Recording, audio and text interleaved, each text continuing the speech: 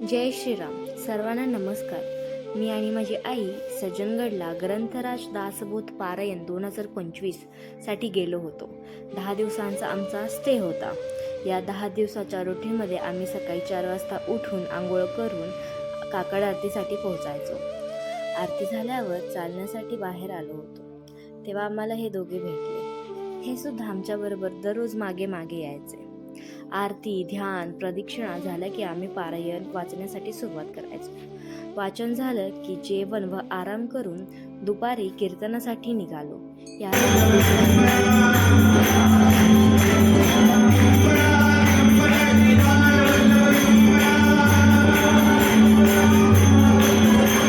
या 10 दिवसातील सर्वच कीर्तन हे सुंदर व अप्रतिम होते.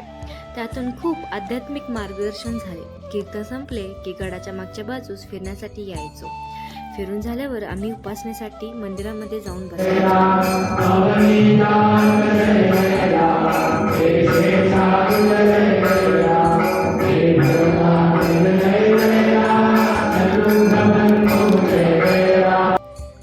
उपासना झाली की त्यानंतर सायंकाळची आरती करून जेवणासाठी निघायचो.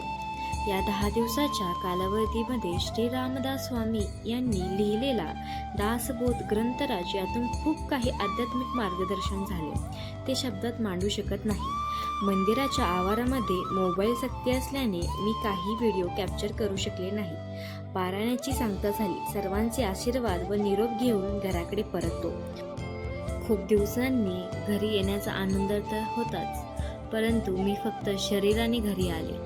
माझे मन हे गडावरच राहिले. मजवीन तू मज दे रे रा, दास म्हणे मज दे रे रा. या सर्व अनुभवातून अशी गोष्ट समजली की आत्ताच्या पिढीला अध्यात्माची खूप गरज आहे. पारायण हे फक्त वयोवृद्ध लोकांसाठी नसून तर तरुण पिढीसाठी. या व्हिडिओमध्ये जर चुकून कोणता वेगळा शब्द मी उच्चारला असेल तर माफी असावी.